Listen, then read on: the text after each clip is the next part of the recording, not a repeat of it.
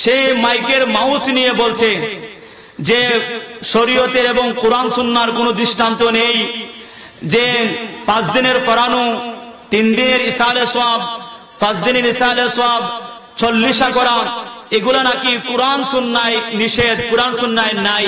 সকলে বলি নাউজুবিল্লাহ।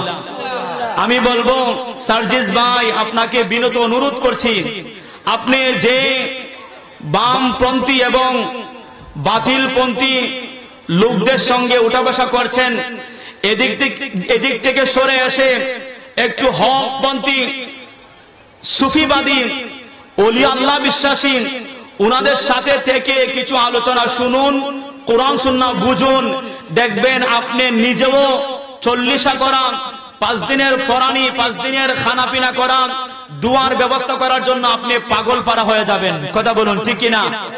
আপনাকে এই ভুল মেসেজ দিচ্ছে কিছু নামদারি লেবাসদারি উলামায়ে কেরাম। কথা বলুন ঠিক কিনা?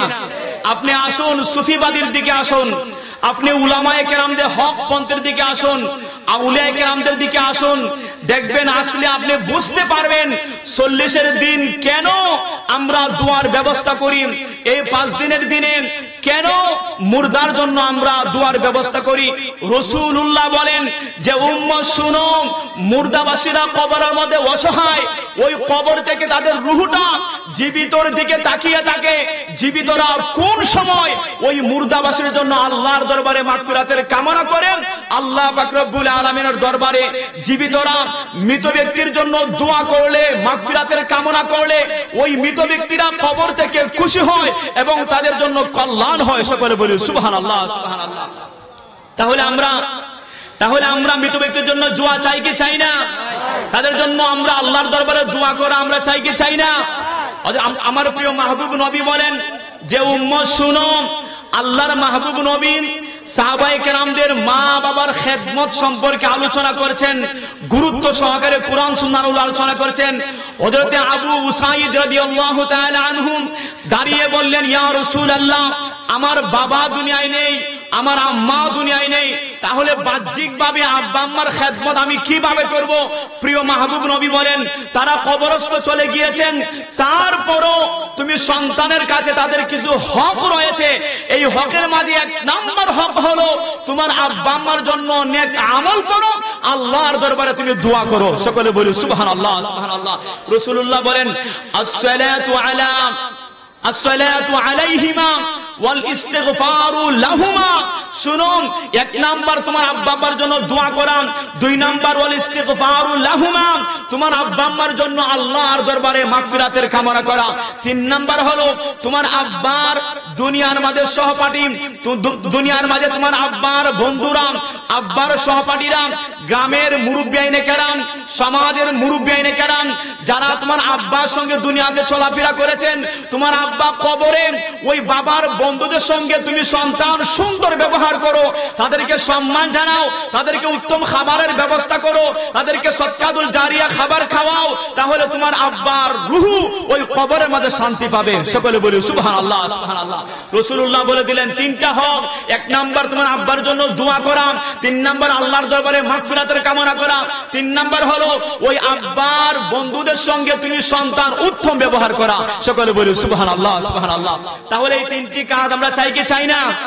তাহলে যাদের আব্বা আম্মা কবরে, ওই বাবার মাগফিরাতের লক্ষ্যে, ইসালে সওয়াবের লক্ষ্যে বাবার জন্য 5 ওয়াক্ত নামাজ পড়েই আপনি বাবার জন্য আল্লাহর দরবারে দোয়া করবেন। আল্লাহ শিক্ষা দিয়ে দিয়েছেন, ওয়াখফিদ লাহুমা জানাহ হাযিল মিনার রাহমা ওয়াকুর রাব্বিরহামহুমা কামা রাব্বায়ানি সগীরা। মহান রব্বুল আলামিন বলে দিলেন, হে দুনিয়াবাসীরা শুনো, তোমার আব্বা এবং আম্মার কথা তুমি একটু স্মরণ করো। যেই সময় তুমি অবুঝ ছিলে, যেই সময়ে তোমার কোনো শক্তি ছিল না, যেই সময়ে তুমি অবলা ছিলে, তুমি যখন মায়ের কোলে ছিলে, বাবার কোলে ছিলে, যেমনই ভাবে তোমার আব্বা এবং এবং আম্মা দয়ার বাহুটা তুমি সন্তানের জন্য বাড়িয়ে দিয়েছিলেন। ও বাবা, সেই শৈশবের কথা তুমি মনে করো, ওই ছোটবেলার কথা মনে করো, স্মরণ করো, করে তুমি আমি আল্লাহর দরবারে দোয়া করো, দুটি হাত আমি আল্লাহর দরবারে প্রসারিত করো আব্বা এবং আম্মার জন্য। আর তুমি বলো রব্বির হামহুমা কামা রব্বায়ানি সগীরা। তুমি আমি আল্লাহর দরবারে বলো রব্বি, হে আমার প্রতিপালক, ইরহামহুমা, আল্লাহ যেমনি ভাবে আমার আব্বা আম্মা আমার জন্য আল্লাহ প্রশস্ত হয়েছিলেন, আমার জন্য আমার আব্বা আম্মা হাতটা প্রসারিত করে দিয়েছিলেন, হৃদয়টা উজাড় করে দিয়েছিলেন, আমার আব্বা আম্মা আমার জন্য জান মাল উজাড় করে দিয়েছিলেন, ইরহামহুমা কামা, তেমনি ভাবে রব্বায়ানি সগীরা।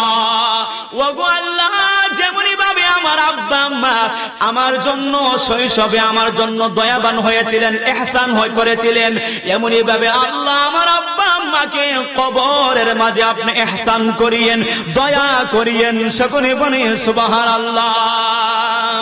চারজনে চারে কান্দ করে কবরে নিবে, তিনজনে ধরিয়া আমায় কবরে শোয়াবে। কথা বলুন ঠিক কিনা? চারজনে চারে কান্দ করে কবরে নিবে, তিনজনে ধরিয়া আমায় কবরে শোয়াবে। ওই কবরে নবী ছাড়া আপন কেহ নাই, ডাইনে বামে মাটি আমার মাটির বিছানা, সবাই ডাইনে বামে আমার না, ডাইনে বামে মাটি আমার মাটির বিছানা। কথা বলুন ঠিক কিনা? ওই কবরে একমাত্র প্রিয় নবী, প্রিয় মাহবুব নবী ছাড়া দুনিয়ার মধ্যে কি আপন হবে না? ও যুবক ভাই, একটু গভীর মনোযোগ। আজকে আপনি দুনিয়ার সমাজ বলেন, গ্রাম বলেন, দেশ বলেন, সমাজের মাঝে আপনার চৌকে কোনো মানুষ লাগে না, গ্রামের মাঝে আপনার চৌকে কোনো মানুষ লাগে না, ওই দেশের মাঝে আপনার কোনো চৌকের মধ্যে কোনো মানুষ লাগে না। শুনেন, যে আপনি এই নজওয়ান বয়সে যে বীর বিক্রমতা এই সমাজের মাঝে দেখাচ্ছেন, গ্রামের মধ্যে দেখাচ্ছেন, দেশের মাঝে দেখাচ্ছেন, শুনেন রাসূলুল্লাহ বলেন, ও যুবক, এই নজওয়ান বয়সে, যুবক বয়সে যদি তুমি একটি রাত যদি আল্লাহর স্মরণে নামাজের মধ্যে মশগুল হয়ে যাও, আল্লাহর স্মরণে যদি তুমি রাতের তৃতীয়াংশে সালাতুত তাসবিহ নামাজ যদি তুমি পড়ে নাও, কিয়ামুল লাইল যদি তুমি পড়ে নাও, রাসূলুল্লাহ বলেন একজন বৃদ্ধা বয়সের একজন মুরব্বি সারা রাত ইবাদত বندگی করবে, ওই যুবক ঘুমিয়ে যাবে, ওই যুবক কিছু সময় আল্লাহর ইবাদত বندگی করবে, ওই যুবকের আমল, যুবকের ইবাদত বندگی মহান রব্বুল আলামিনের কাছে শ্রেষ্ঠ। সকলে বলে সুবহানাল্লাহ। শুধু তাই নয়, আল্লাহ রব্বুল আলামিন সূরা জুমারের মাঝে 10 নম্বর আয়াতের মধ্যে আল্লাহ বলেন, ওয়াল্লাযীনা জাউ মিন বা'দিহিম ইয়াকুলুনা রাব্বানা ইগফির লানা ওয়া লিইখওয়ানিনা আল্লাযীনা সাবাকুনা বিল ঈমান। আল্লাহ পাক রব্বুল আলামিন বলেন, হলো আমার বান্দা বান্দিরা শোনো, আমি আল্লাহ বলে দিলাম, যখন তুমি বান্দার হায়াতে জিন্দেগি হলো, তুমি বান্দার আগে যারা ঈমান আনয়ন করে যারা কবরস্থ হয়ে গেল, তুমি বান্দার পরে যারা ঈমান আনয়ন করে কবরস্থ হয়ে যাবে, যারা তোমার আগে কবরস্থ হয়ে গেল, ওই তাদের জন্য তুমি আমি আল্লাহর দরবারে মাগফিরাত কামনা করো, বলো ইয়াকুলুনা রাব্বানা ইগফির লানা, ওয়া আল্লাহ আমার পূর্বে মধ্যে যারা কবরস্থ হয়ে গেলেন ঈমান আনয়ন করে, ঈমানদার বান্দা বান্দিরা কবরস্থ হয়ে গেলেন, তাদেরকে আল্লাহ তুমি মাফ করে দাও। ওয়ালি ইখওয়ানিনা আল্লাযীনা সাবাকুনা বিল ঈমান, ঈমান আনয়ন করে যারা পরে যারা কবরস্থ হবে, আগে যারা কবরস্থ হয়েছিলেন, তাদের সকলকে আল্লাহ তুমি মাফ করে দাও। আমি জীবিত বান্দা, আমাকেও আল্লাহ তুমি মাফ করে দাও। সকলে বলে সুবহানাল্লাহ। সালাতুন ইয়া রাসূলুল্লাহ আলাইকুম। ঈদে ইসালে সওয়াব উপলক্ষে আল্লাহর মাহবুব নবী বলেন, উম্মত শোনো, আমি প্রিয় মাহবুব নবী, তুমি উম্মতদেরকে আমি নবী কতটুকু ভালোবাসি শোনো। রাসূলুল্লাহ বলেন, ইযা মাতাল ইনসান, মানুষ যখন মারা যাবে, ইনকাতা, তার আমলের দরজা বন্ধ হয়ে যাবে, আনহু আমালুহু। এই বর্তমান সমাজে আমরা যারা মাহফিলে এসেছি সকলেই সওয়াবের নিয়তে এসেছি, কথা বলুন ঠিক কিনা? আজ জুমার দিন গেল, আমাদের যাত্রা বরবারে জামে মসজিদে জুমার জামাত হয়েছে, আমরা জুমার নামাজ পড়তে গিয়েছি, কথা বলুন ঠিক কিনা? রাসূলুল্লাহ বলেন, উম্মত যখন তোমার মওত হয়ে যাবে, বাহ্যিক ভাবে এই আমল তোমার বন্ধ হয়ে যাবে, আমল তুমি করতে পারবে না, সওয়াবের জন্য তুমি চলাফেরা করতে পারবে না, তুমি কোনো জায়গায় মসজিদ মাদ্রাসায় কোনো জায়গায় যেতে পারবে না, সমাজের অসহায় মানুষের সেবা করার জন্য তুমি যেতে পারবে না, এই দরজাগুলা বন্ধ হয়ে যাবে। রাসূলুল্লাহ বলেন, উম্মত শোনো শোনো, যদি তুমি মারা যাও, তোমার হায়াতে জিন্দেগির মাঝে ওই 65 বছরের ভিতরে, 50 বছরের ভিতরে, 80 বছরের ভিতরে, 70 বছরের ভিতরে যদি তুমি 3টা কাজ করে যাও, ওই 3টা কাজ দুনিয়াতে থাকবে, তুমি কবরে চলে যাবে, ওই কবরে চলে যাওয়ার পরেও দুনিয়ায় 3টা কাজ বিদ্যমান থাকার কারণে তুমি কবর থেকে সওয়াব পেতে থাকবে। সকলে বলে সুবহানাল্লাহ। আজ আমার ভাইরা এত সুন্দর মাহফিলের ব্যবস্থা করেছেন বাবার স্মরণে এবং মুরব্বীদের স্মরণে, কবরবাসীদের স্মরণে। শুনেন মুরব্বিনে কেরাম, রাসূলুল্লাহ বলেন, ইল্লা মিন সাদাকাতিন জারিয়া। উম্মত শুনো রে, তোমার হায়াতে জিন্দেগিতে যদি তুমি সদকাতুল জারিয়া করে যাও, যদি তুমি মসজিদ বানিয়ে যাও, তুমি মাদ্রাসা বানিয়ে যাও, ওইভাবে দ্বীনে ইলম চর্চা হয়, দ্বীনে ইলম শিক্ষা হয়, মাহফিলের ব্যবস্থা করো, তুমি অসহায় মানুষের সহায়ের ব্যবস্থা করো, ইতিম অসহায় মানুষের মাথার মধ্যে তুমি হাত বুলাইয়া দাও, তুমি দুনিয়ার মাঝে যদি সদকাতুল জারিয়া করো, তুমি কবরে চলে গিয়েছো, মসজিদ দুনিয়াতে থাকবে, তুমি কবরে চলে গিয়েছো, মাদ্রাসা দুনিয়াতে থাকবে, তুমি কবরে চলে গিয়েছো, সমাজের উন্নয়নমূলক সদকাতুল জারিয়া কোনো কাজ থাকবে, তুমি কবরে চলে গিয়েছো, এতিম অসহায় মানুষরা দুনিয়াতে থাকবে, তুমি কবরে চলে গিয়েছো। রাসূলুল্লাহ বলেন, উম্মত শোনো শোনো, ওই মসজিদের মধ্যে যত সওয়াব হবে, ওই মাদ্রাসায় কোরআন পড়ে পড়ে যত সওয়াব হবে, সুন্নাহ পড়ে পড়ে যত সওয়াব হবে, মাহফিলের ভিতরে যত সওয়াব হবে, সমপরিমাণ সওয়াব আল্লাহ পাক রব্বুল আলামিন তোমার কবরের মধ্যে আল্লাহ দিবেন। সকলে বলে সুবহানাল্লাহ। সাদকাতুল জারিয়া, এক নাম্বার হলো সাদকাতুল জারিয়া, ইল্লা মিন সাদাকাতিন জারিয়া। শুনো, তোমার হায়াতে জিন্দেগি যদি তুমি যদি আল্লাহর রাস্তা দান করে যাও, ওই দানটা কিয়ামত পর্যন্ত থাকবে।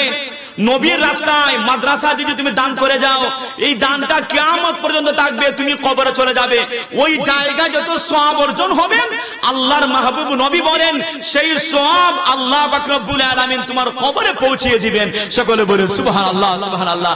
2 নাম্বার হলো আও ইলমিন ইয়ানতাফিউ বিহি। শুনেন একটু গভীর মনোযোগ আমার যাত্রাবর বাড়ির আমার সম্মানিত মা ও বোনেরা, আপনারা অনেক মাদ্রাসার ছাত্রদেরকে আপনার লজিং নিয়ে আপনারা খাবার খাওয়াচ্ছেন, কথা বলুন ঠিক কিনা? এটাও একটা সাদকাতুল জারিয়া। রাসূলুল্লাহ বলেন, আও ইলমিন ইয়ানতাফিউ বিহি, উপকারী বিদ্যা।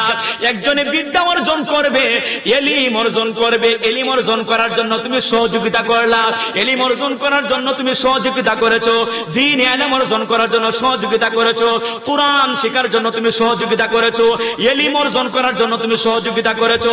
শুনেন, ওই সহযোগিতাটা তাকে তুমি টাকা পয়সা দিয়ে, ওই সহযোগিতা তুমি তাকে খাবার খাওয়িয়ে, ওই সহযোগিতা তাকে কথার মাধ্যমে আদর স্নেহ মায়া মমতা দিয়ে বিভিন্ন ভাবে ওই ছাত্রদেরকে তুমি সহযোগিতা করলা, নিজের সন্তানদেরকে দ্বীনি ইলম শিক্ষা দিলা। রাসূলুল্লাহ বলেন তুমি কবরে চলে গিয়েছো, একজনকে তুমি হাফেজুল কোরআন বানিয়েছো, একজনকে তুমি আলেম বানিয়েছো, একজনকে তুমি দ্বীনি শিক্ষা দিয়েছো। ওই দ্বীনি শিক্ষা অর্জন করে যত সওয়াব অর্জন করবে, রাসূলুল্লাহ বলেন তুমি কবর থেকেও ওই সওয়াবের একটি অংশ তুমি কবর থেকেও পাবে। সকলে বলে সুবহানাল্লাহ। 3 নাম্বার হলো, আমি মূল পয়েন্টে চলে আসলাম। রাসূলুল্লাহ বলেন আও ওয়ালাদুন সালিহুন ইয়াদউ লা সালাতুন ইয়া রাসূল আলাইকুম সালামুন ইয়া হাবিবাল্লাহ আলাইকুম সালাতুন ইয়া সালামুন ইয়া।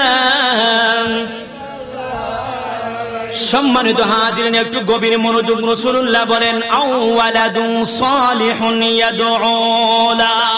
আল্লাহর মাহবুব নবী বলেন উম্মত শোনো, যদি এই দুনিয়ার মাঝে তোমার একটা সন্তানকে যদি তুমি আলেম বানাও, একটি সন্তানকে যদি তুমি হাফেজুল কোরআন বানাও, একটি সন্তানকে যদি তুমি নামাজি বানাও, একটি সন্তানকে যদি তুমি কোরআন পড়নেওয়ালা, কোরআন পড়তে পারে তুমি শিক্ষা দাও, যদি সুন্দর ব্যবহার করতে জানা তুমি এই শিক্ষাটা দাও, রাসূলুল্লাহ বলেন 5 ওয়াক্ত নামাজ পড়বে ওই বান্দা, ওই আল্লাহর বান্দা সন্তান কোরআন তেলাওয়াত করবে, ওই আল্লাহর বান্দা সমাজের মানুষের সঙ্গে সুন্দর ব্যবহার করবে।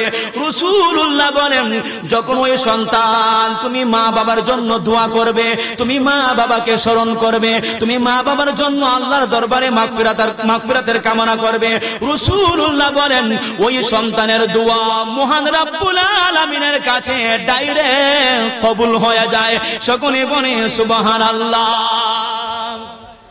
তাহলে আমরা 3টি জিনিস জানলাম হাদিস থেকে। 1 নাম্বার সদকাতুল জারিয়া, 2 নাম্বার উপকারী বিদ্যা, 3 নাম্বার হলো সন্তানদেরকে কোরআন শিক্ষা দেওয়া। দেখেন আমাদের আর 15 থেকে 20 দিন পরেই আমাদের যাত্রা বরবারি গাউসিয়া মাদ্রাসায় প্রতি বছরের ন্যায় এই বছর আমাদের কোরআন সহিষ্ণুভাবে পড়ার জন্য দারুল কেরাতের ব্যবস্থা রয়েছে। কথা বলুন ঠিক কিনা? আমার যারা পর্দাশীল মা বোনেরা শুনছেন, আপনাদের প্রতি আকুল আবেদন, আমাদের সুদক্ষ শিক্ষক মন্ডলী দ্বারা ভালো ভালো কারি সাহেবদের মাধ্যমে আমাদের কোরআন শিক্ষা দেওয়া হয়। 1 মাস কোরআনের কোর্স কলেজের ছাত্ররা পড়তে পারবে, প্রাইমারি স্কুলের ছেলে মেয়েরা পড়তে পারবে, হাই স্কুলের ছেলে মেয়েরা পড়তে পারবে। আপনি বাকি 11টি মাস স্কুলে পড়ান, 11টি মাস কলেজে পড়ান, 11টি মাস আপনি প্রাইমারি স্কুলে পড়ান, কোনো সমস্যা নাই। 1টি মাস আমার সম্মানিত মা বোনেরা আপনাদের সন্তানদেরকে মাদ্রাসা দিয়ে দেন। ওই যে 1টি মাস কোরআন তেলাওয়াত শিখবেন, 11টি মাস সন্তান 1টি মাসের পড়ার তাসির তার শরীরে যাবে না। কথা বলুন ঠিক কিনা? তার মন থেকে যাবে না, সে কোরআন শরীফ সহিষ্ণুভাবে পড়তে শিখবে এবং জানবে। কথা বলুন ঠিক কিনা? আল্লাহর মাহবুব নবী বলেন উম্মত শোনো, একজন আল্লাহর ওলি ছিলেন আল্লামা ইয়াফি রাহমাতুল্লাহ আলাইহি। দেখেন সন্তানের দোয়া আল্লাহর দরবারে কিভাবে কবুল হয়, ডাইরেক্ট কিভাবে আল্লাহর দরবারে কবুল হয়, মা এবং বাবা ওই কবরের মধ্যে কিভাবে উপকৃত হন। দেখেন আমার যুবক ভাইয়েরা, রাসূলুল্লাহর ওই উম্মত আল্লামা ইয়াফি রাহমাতুল্লাহ আলাইহি বলেন একজন সন্তান, তার একজন আম্মা দাতনি মহিলা সন্তানকে দুনিয়ার মধ্যে রেখে মা কবরস্থ হয়ে গেলেন। কিছুদিন যাওয়ার পরে ওই সন্তান যখন একটু বড় হলো, আলোচনা শুনলো, সেইভাবে আলোচনা শুনলো, আলেম উলামাদের কাছ থেকে শুনলো সন্তান যদি বাবার কবর জিয়ারত করে আল্লাহ বাবাকে মাফ করে দেন, সন্তান যদি মায়ের কবর জিয়ারত করে ওই মাকে আল্লাহ পাক রব্বুল আলামিন মাফ করে দেন। যখন এই হাদিসটুকু শুনলো, রাসূলুল্লাহ বলেন মান যারা কবরি ওয়াদাইহিম ফি কুল্লি জুমআতিন গাফারাল্লাহু ওয়া কাতাবা বাররা। সকলে বলে মারহাবা। রাসূলুল্লাহ বলেন উম্মত শোনো শোনো, যে উম্মত জুমার দিনে জুমার নামাজ পড়লো, বাড়িতে গেল না, সে বাড়িতে যাওয়াটা অপছন্দ করলো, জুমার নামাজটা পড়ে সুজা চলে গেল বাবার কবরে, সুজা চলে গেল মায়ের কবরে, সুজা চলে গেল দাদার কবরে, সুজা চলে গেল দাদুর কবরে। সকলে বলে মারহাবা। আল্লাহর মাহবুব নবী বলেন শুনো জুমার দিনের ফজিলত, জুমার দিনের সম্মান আল্লাহ পাক রব্বুল আলামিন কিভাবে দিলেন। রাসূলুল্লাহ বলেন, মান যারা কবরি আবাওয়াইহি ওয়ালিদাইহি ফি কুল্লি জুমআতিন। শুনো উম্মত, যে জুমার দিনে সন্তান জুমার নামাজ পড়লো, অতঃপর বাবার কবরে বাসা যায়, মায়ের কবরে বাসা যায়, কবরের পাশে গিয়ে সর্বপ্রথম আল্লাহ পাক রব্বুল আলামিনের ওয়াহদানিয়াত, ওই আল্লাহর বান্দা আউযু বিল্লাহ তাওজু এবং তাসমিয়া, আউযু বিল্লাহ এবং বিসমিল্লাহ বলে সূরা ফাতিহা পাঠ করলো, তিনবার সূরা ইখলাস শরীফ পাঠ করলো, আয়াতুল কুরসির আয়াতগুলো পাঠ করলো, সূরা ইয়াসিন জানা থাকলে সূরা ইয়াসিন টুকু তেলাওয়াত করলো, সূরা রহমান জানা থাকলে সূরা রহমান টুকু তেলাওয়াত করলো, সূরা মুলক জানা থাকলে সূরা মুলক তেলাওয়াত করলো। শুধু সে জানে কোরআন পড়তে জানে, কোরআন তেলাওয়াত করলো। এবং সর্বশেষ আল্লাহর দরবারে যদি ওই কবরবাসীর জন্য দোয়া করে, রাসূলুল্লাহ বলেন, যে জীবিত ব্যক্তি দোয়া করলো ওই ব্যক্তিকে আল্লাহ মাফ করে দিবেন, যার কবরকে সম্বোধন করে জিয়ারত করবে ওই মৃত ব্যক্তিকে আল্লাহ পাক রব্বুল আলামিন মাফ করে দিবেন। সকলে বলে সুবহানাল্লাহ। আল্লামা ইয়াসির রাহমাতুল্লাহ আলাইহি বলেন, ওই দাতনি মহিলার সন্তানটা, ওই মহিলা কবরস্থ হওয়ার পরেও সন্তান জুমার নামাজ পড়েন, জুমার নামাজটা পড়ে মুরব্বী বাবারা এইভাবে কোরআনটা সন্তান বুকে নেয়, মসজিদ থেকে কোরআনটা বুকে নেয়, কোরআনটা নিয়ে আল্লাহর জিকির করতে করতে করতে বাবার মায়ের কবরে বসে যায়। ওই মহিলা সন্তানকে একদিন স্বপ্নে যুগে বলছেন, বাবা তুমি যে আমি কবরের পাশে আসো। ওইভাবে যখন সন্তান যেতে লাগলো, একদিন, দুই দিন, তিন দিন, কিছুদিন যাওয়ার পরে ওই সন্তান কবরে আসা যাওয়ার কারণে একদিন মাকে স্বপ্নে দেখলো, দেখার পরে বলতে লাগলো, ও আম্মা কতদিন হয়ে গেল আপনি আমাদের কাছ থেকে বিয়োগ হয়ে গেলেন, আপনার তিরোধানের পরে আমি বড় অসহায় হয়ে গেলাম, মা আপনাকে আমি বলতে পারি নাই, জুমার দিন হলে আপনার কাছে আমি হাজিরা দেই, আম্মা আপনি কবরে যাওয়ার পরে আল্লাহ আপনার সঙ্গে কি ব্যবহার করেছেন। মা উত্তর দিলেন, ওরে বাবা শুনো, আল্লাহ পাক রব্বুল আলামিন কবরে আসার পরে আমার সঙ্গে উত্তম ব্যবহার করেছেন। সকলে বলেন সুবহানাল্লাহ। বাবা তুমি দেখো, যখন আমি প্রথম কবরের মধ্যে এসেছিলাম আমার কবরটা বড় অশান্তি ছিল, আমার কবরের মধ্যে বড় আযাব ছিল, বড় অশান্তি ছিল। বাবারে তুমি সন্তান যখন মধ্যে মধ্যে আমার কবরের পাশে আসো, কোরআন তেলাওয়াত করো, আমি মায়ের জন্য কান্না করে করে আল্লাহর দরবারে দোয়া করো, তুমি সন্তানের দোয়ায় মহান রব্বুল আলামিন আমি মাকে কবরের মধ্যে কল্যাণ দিয়েছেন, আযাব দূর করিয়া ওই কবরটাকে শান্তির বাগান বানিয়ে দিয়েছেন। সকলে বলেন সুবহানাল্লাহ। ওরে বাবা দেখো, আমি মায়ের কবরের নিচে দেখো রায়হানের বিছানা, রায়হানের বিছানা হলো বেহেশতি বিছানা, রেশমের বালিশ, রেশমের বালিশ হলো বেহেশতি বালিশ। সকলে বলেন সুবহানাল্লাহ। সন্তান বলতেছে, ও আম্মা আমি সন্তান, তুমি মায়ের জন্য কোনো কিছু করতে পারি কিনা। ওই মা ডাক দিয়ে বলতে লাগলেন, বাবারে বাবা কোনো কিছু করা লাগবে না, তুমি যে অভ্যস্ত হয়েছো, তুমি যে অভ্যাস করেছো, তুমি যে আসার একটা রেওয়াজ করেছো, আমি মায়ের কবরের পাশে আসো জুমাবারে, জুমার নামাজটা পড়ে কোরআন শরীফ নিয়ে আমি মায়ের পাশে আসো, আমি মায়ের পাশে এসে আল্লাহর দরবারে মাগফিরাতের কামনা করো, আমি মায়ের জন্য দোয়া করো। এই কাজটা তুমি করতে থাকো, তুমি আসলে আমার আল্লাহ আমাকে কল্যাণ দেন এবং কবরবাসীর উপর আল্লাহর পক্ষ থেকে শান্তি বর্ষিত হয়। সকলে বলেন সুবহানাল্লাহ। আল্লামা ইয়াসির রাহমাতুল্লাহ আলাইহি বলেন, দুনিয়াবাসীরা শোনো, আমি একজন আল্লাহর ওলি, আমি কাশফের মাধ্যমে বলে দিতে পারি মানুষের অন্তরের খবর। শুনো রে, ওই দাতনি মহিলার সন্তান যে স্বপ্নের খৌফের কথা বলেছে, এটা সত্য সত্য সত্য। শোনো, এই দুনিয়ার মাঝে যে সন্তান আদিরা আব্বা আম্মার জন্য জিয়ারত করবে, কোরআন তেলাওয়াত করবে, আল্লাহর দরবারে দোয়া করবে, মহান রব্বুল আলামিন সন্তানের দোয়া আল্লাহ কবুল করে নিয়ে ওই মৃত ব্যক্তিকে আল্লাহ মাফ করে দিবেন। সকলে বলে সুবহানাল্লাহ। দয়াল আল্লাহ ক্ষমা করেন নবীর উসিলায়, পাপের ক্ষমা পাওয়া যায় সোনার মদিনায়, পাপের ক্ষমা পাওয়া যায় সোনার মদিনা।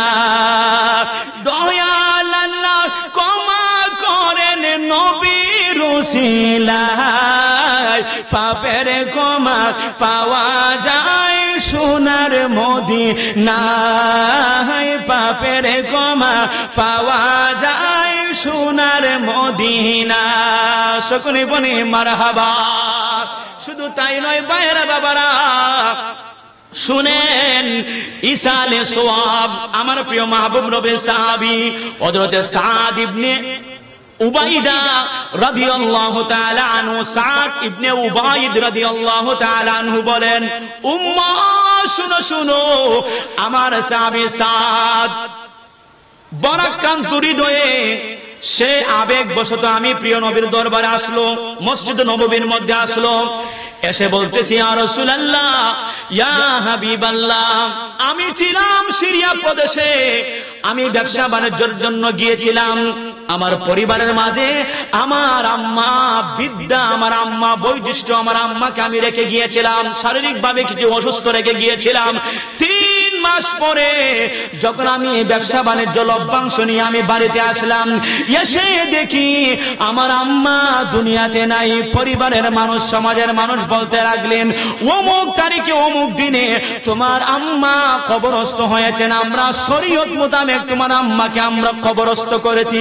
সকলে বলি ইন্না লিল্লাহি ওয়া ইন্না ইলাইহি রাজিউন। আল্লাহর মাহবুব নবীর দরবারে গেলেন, দেখেন ইসালে সোয়াবের জন্য আমার ভাইয়েরা কত টাকা পয়সা মাহফিলের জন্য খরচ করেছে।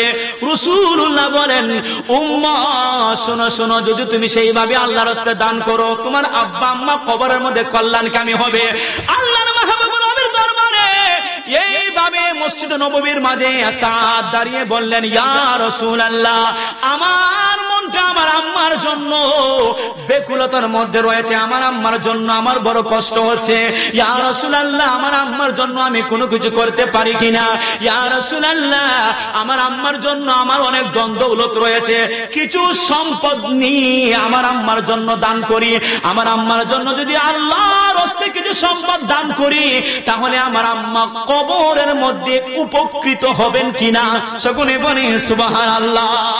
আল্লাহর মাহবুব নবী বলে দিলেন, উম্মাহ শুনো শুনো, ওরে সাদ, ক্বালা নাআম, ওরে সাদ শুনো শুনো, যদি তুমি তোমার আম্মার নামে আল্লাহর রাস্তে দান করো, ওই দানের বিনিময়ে মহান রব্বুল আলামিন তোমার আম্মার কবরের মধ্যে তোমার আম্মা কল্যাণকামী হবেন, উপকৃত হবেন। সকলে বলে সুবহানাল্লাহ।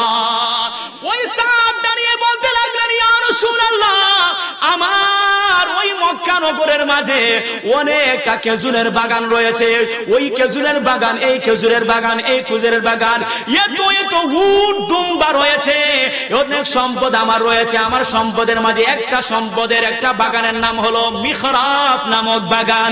অনেকটা খেজুরের বাগানের মাঝে একটা খেজুরের বাগানের নাম হলো মিখরাফ নামক খেজুরের বাগান।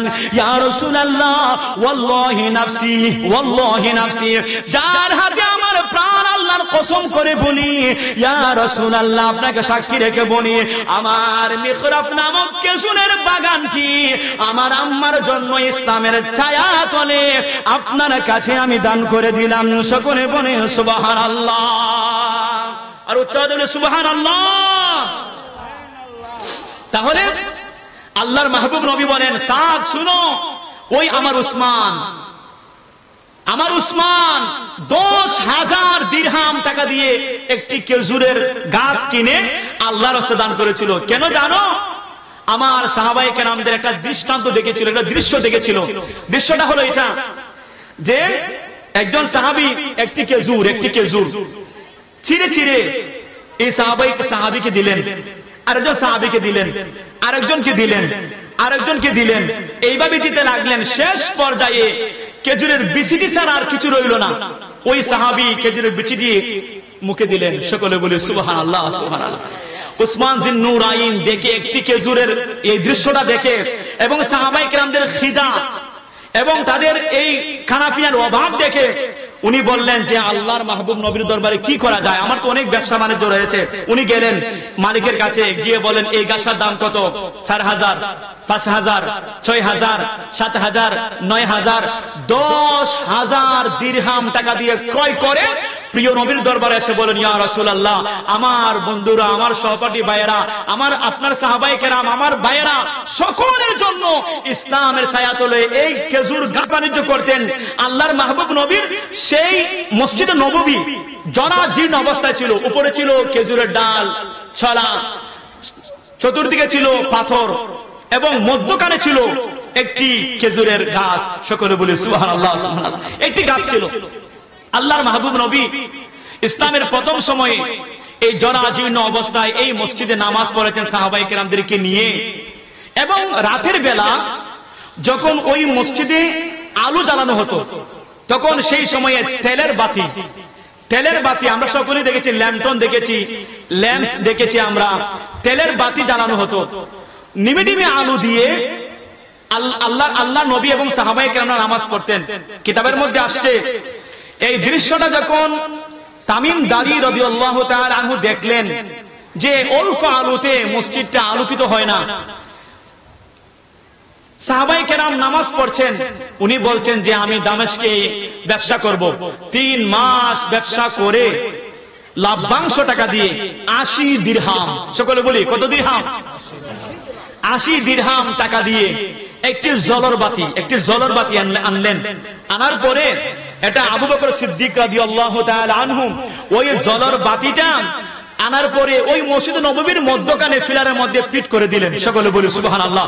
দরুদ শরীফ পড়েন। সালাহাতুনিয়া ফারুক শেষ করে দিব। আইতাছে সালাহাতুনিয়া রাসূল আলাইকুম সালামুনিয়া। সকলে বলে মারহাবা। হযরতে তামিম দারি রাদিয়াল্লাহু তাআলা আনহু দামেস্ক হতে 80 দিরহাম টাকা ক্রয় করে ওই জলের বাতিটা আনলেন। আবু বকর সিদ্দিক রাদিয়াল্লাহু তাআলা আনহু নিজ হাতে ওই মসজিদ নববীর মধ্যে ফিলারের মধ্যে ফিট করে দিলেন। দেওয়ার পরে যখন সন্ধ্যাবেলা মাগরিবের নামাজ হলো, নামাজের সময়ে তেলের বাতিটা সরানোর পরে, জলের বাতিটা জ্বালানোর পরে সারাটি মসজিদ আলোকিত হয়ে গেল। সকলে বলে সুবহানাল্লাহ। আল্লাহর মাহবুব নবী হুজরা মুবারক থেকে বের হয়ে যখন দেখলেন মসজিদটা আলোকিত হয়ে গেল, আলো লাগলো, মসজিদটা নূরানিয়ত লাগলো। আল্লাহর মাহবুব নবী জিজ্ঞাসা করলেন, ওরে আবু বকর শুনো, এত সুন্দর লাইটিং এর ব্যবস্থা, এত সুন্দর আলোর ব্যবস্থা কে করেছে? আবু বকর দাঁড়িয়ে বললেন, ইয়া রাসূলুল্লাহ, ইয়া হাবিবাল্লাহ, আপনার পাগল সাহাবী তামিম দারি দামেস্ক হতে ব্যবসা বাণিজ্য করে লভ্যাংশ টাকা দিয়ে 80 দিরহাম টাকা ক্রয় করে ওই জলের বাতিটা এনেছে। মসজিদের ভালোবাসায়, আপনি নবীর ভালোবাসায় আমি মসজিদের মধ্যখানে ফিলারের মধ্যে ফিট করে দিলাম। ইয়া রাসূলুল্লাহ, ইয়া হাবিবাল্লাহ, আপনি তামিম দারির জন্য একটু দোয়া করুন। সকলে বলে সুবহানাল্লাহ। আল্লাহর মাহবুব নবী দুটি হাত প্রসারিত করে আল্লাহর দরবারে দোয়া করেন, আল্লাহ আল্লাহ আল্লাহ, তামিম দারি যেমনি ভাবে তোমার ঘরটাকে আলোকিত করেছে, তোমার ঘরটাকে রৌশন করেছে, তোমার ঘরটাকে সুন্দর করেছে, আল্লাহ তামিম দারির কবরটাকেও আল্লাহ তুমি সেইভাবে রৌশন আলোকিত বানিয়ে দিও। সকলে বলি সুবহানাল্লাহ।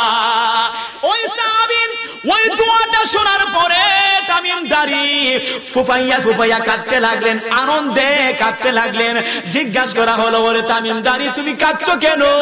তামিম দারি বলতে লাগলেন, আমার জন্য আমার নবী যে দোয়া করেছেন ওই দোয়াটা আল্লাহর দরবারে কবুল। আমার খুশনসিব আল্লাহ পাক রব্বুল আলামিন নবীর দোয়া কবুল করাতে আল্লাহ পাক রব্বুল আলামিন আমার কবরটা অবশ্যই আলোকিত করে দিবেন। সকলে বলে সুবহানাল্লাহ। নারায়ে তাকবীর, নারায়ে রিসালাত, আহলে সুন্নাত ওয়াল জামাত, হযরত মাওলানা ইউসুফ আলী জালালি সুন্নাল কাদরি সাহেব, নারায়ে তাকবীর। দুরূদ শরীফ পড়েন। সালাহাতুনিয়া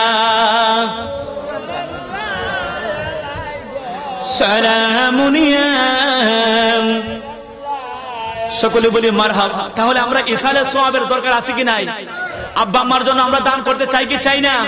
মুরব্বীদের জন্য আমরা দান করতে চাই কি চাই না? ওনাদের জন্য আমরা খানাপিনার ব্যবস্থা বা সদকাতুল জারিয়ার ব্যবস্থা আমরা করতে চাই কি চাই না? আমার ভাইয়েরা, বাবারা, আমার মুরব্বী আইনে কেরাম, আমার গ্রামের আমার যুবক ভাইয়েরা, আমার যুবক ভাইদের প্রতি আমার আকুল আবেদন, আমার যুবক ভাইয়েরা কত ইসলাম প্রেমিক, আমার গ্রামের যুবকেরা কত কোরআন প্রেমিক, তারা কোরআন মসজিদ প্রেমিক, মাদ্রাসা প্রেমিক। আপনারা আমাদের গ্রামের মাদ্রাসার দিকে তাকালে আমাদের মুরব্বীদের পরামর্শ, আমার যুবকরা তারা এই মাদ্রাসার জন্য রক্ত দিয়েছে, নিজের গ্রাম তারা মাটি মিশিয়েছে এই মাদ্রাসার জন্য, কোরআনের মাদ্রাসার জন্য, মসজিদের জন্য। তারা বললেই তারা দুনিয়ার সমস্ত কাজ পেলে মসজিদের কাজে লেগে যায়। কথা বলুন ঠিক কিনা? এটা সবকিছু সদকাতুল জারিয়া, সদকাতুল জারিয়া। আজকে আমার ভাইয়েরা, আমারই ভাইয়েরা আজকে এত সুন্দর মাহফিলের ব্যবস্থা করেছে। আমার চাচার জন্য আমি মন ভরে প্রাণ ভরে দোয়া করি, আল্লাহ যেন চাচাকে জান্নাতবাসী করেন। এবং আমার এই চাচারা যারা অসুস্থ আছেন, আমার এই ফারুক ভাই আজকের মাহফিলে তিনি সভাপতি, অনেকদিন ধরে অসুস্থ, আল্লাহ আমার ফারুক ভাইকে আল্লাহ পরিপূর্ণ সুস্থতা দান করুন। সকলে বলি আমিন।